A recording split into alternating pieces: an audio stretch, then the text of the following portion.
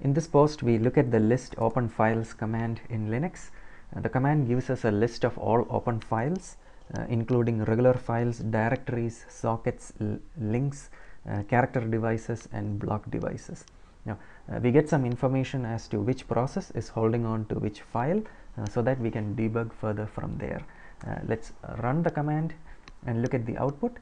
We can see the names of commands, the process ID, the user name, the file descriptor.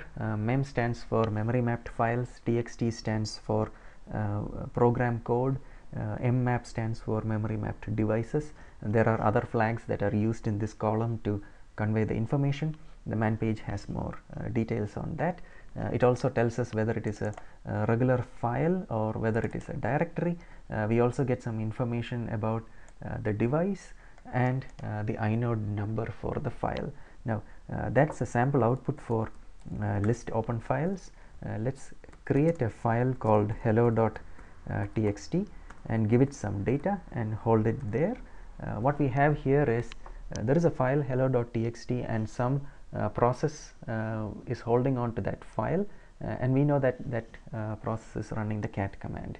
And when we use list open files in a particular use case, we may not know which process or command is holding on to that file, and we need this command to tell us that information. So let's run the command. We will also look at an option that comes with the command, that is the -u.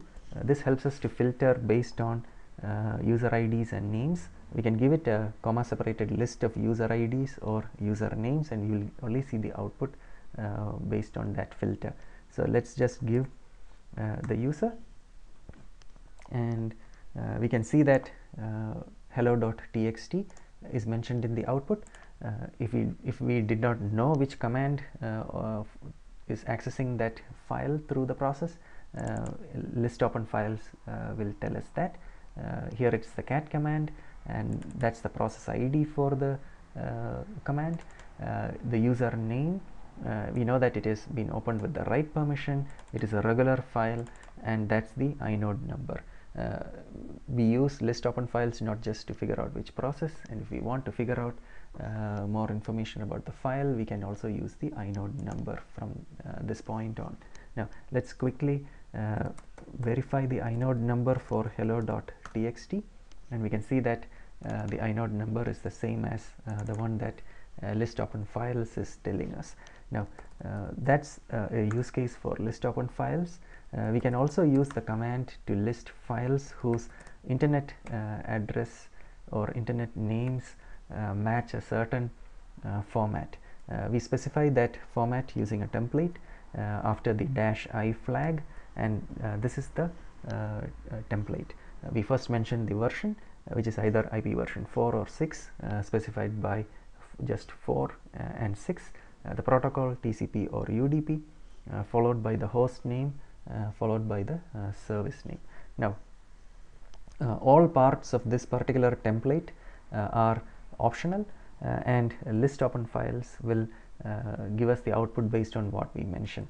So let's go ahead and do list open files -i, and there are no processes running under this user that have established a connection. So let's just look at the entire system, and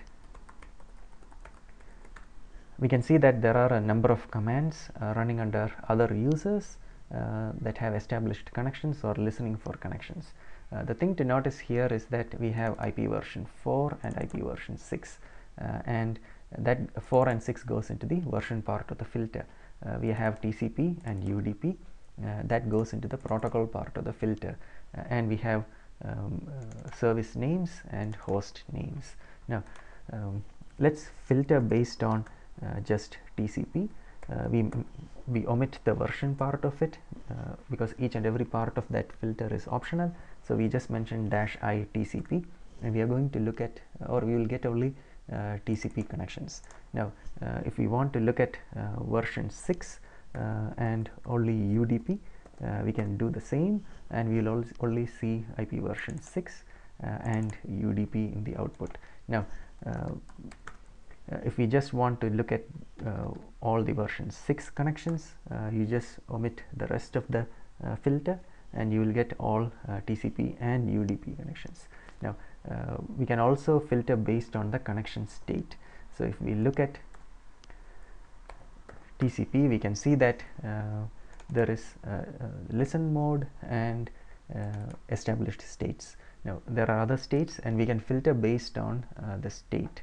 Now let's do that. For that you need the -i filter and followed by the -s for state filter. We need the protocol again followed by which state we want to filter on.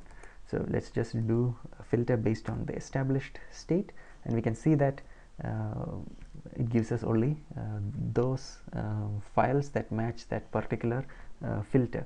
Now notice that we have host names instead of IP addresses. We can tell the command not to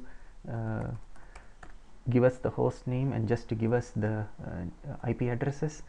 We specify that with the -n option, and if we do that we get IP addresses. Notice that still we have the service names instead of the port numbers. We can tell the command to just give us the port numbers using the -P option, and we will see just the port numbers. Now we can also filter based on the host name. We just need the @ symbol followed by the host name or the IP address, and if we do that we can see that there is a command cups daemon with the process ID running under a particular user with read and write permission, and it's using IP version 4 and TCP. It's on the listen mode. So that's the list open files command to figure out which process is hanging on to which file, and also to use it to have a look at the network connections. That's it.